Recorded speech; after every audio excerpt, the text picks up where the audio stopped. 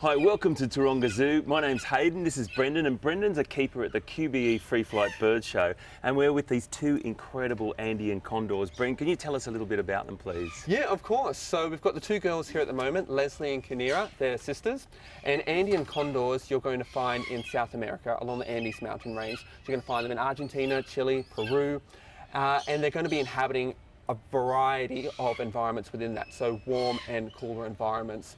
So you may notice, it looks like they've got an inbuilt Snuggie. Oh, yeah. But yeah, the white feather rim around the neck there, if she was in a really warm area, she can lower it right down, expose more surface area to cool off. Yeah. Or if she wanted to, she could bring it all the way up and have that inbuilt Snuggie really work for Incredible. it and keep that the heat in. So looking after these birds is a pretty complex situation. They're not, It's not Yeah. just we're standing here looking at them and we throw something in. Can you tell us a little bit about what it is to look after these creatures? Yeah, no worries. So these are our free flighted Andean Condors. So we like to bring them out of this area and they can go wherever they want. Hopefully not too far because I'm not that fit. But we have very specialized diets that we make for them, which we'll be making today. But in order to find out how much food they need, we need to weigh them. So they get weighed every day. Yep. So we're going to go down there soon and we're going to ask them to load into a pet pack. So a large crate that you might take your cat or dog to the vet in. Yep. And then we've got condor-sized scales that we're going to be wheeling that pet pack onto. Beyond that, once they're locked away, it's then safe for me to go into this space and start cleaning it. So I live on a cliff, I've got to clean the top and bottom part, do any weeding, check to make sure the environment is safe for them and myself. Yeah. A whole bunch of things. So what would they eat? In the wild, they'd probably be scavenging on carcasses that they find, and that could be anything from a guanaco to something on the coastline that's washed up. But in Taronga, what would you make up for them? So generally they're going to be getting some mince, they get some kangaroo chunks as well, and mice and chicks. So that's the main part of their diet. On occasion, depending upon what's available to us, our Andean Condors have been known to also have things like deer or goat or pig.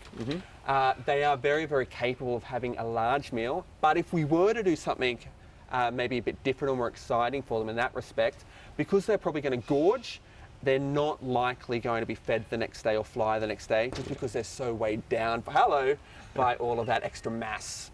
Now, thank you. That's incredible information, and these are the sorts of things that you learn from the keepers when you get a chance to chat to keepers. The last thing I want to ask you, they've got to have personalities. I'm watching these two now. You know them very well. Can you tell us a little bit about either of their personalities? Yeah, of course. So Leslie's the one that was just at the window a second ago, and she's the older of the two. So they are sisters. Kinera is younger. So Leslie was about 4 when I started. I've been here for 15 years now, so she's coming up to 20 years. Yeah. And Kinera's just starting to come into adulthood. So she's in that teenager phase at the moment. Leslie, being the bigger sister, she's a little bit wiser, has learnt a little bit more. So sometimes she will boss Kinera around a little bit, but they get on really well. But actually, one thing I just can't go past without saying is that if these birds were to be in the Olympics, I would have to say they would be the champions of nose picking, because what's very different with these birds is you may see it every now and then, but as they walk past, if you look from one side of their beak to the other, it goes straight through. Yeah, I saw that. So if they get any meat stuck in there, they can just flick their talon in and flick it out the other side. So yeah, if they were going to win anything at the Olympics, it'd be nose picking. So that sort of stuff you only hear from the zookeeper's mouth. Stick with us, keep up to date with what we're doing. We really want to bring you into the zoo and the zoo into your home. So you never know what's around the next corner. We'll see you soon.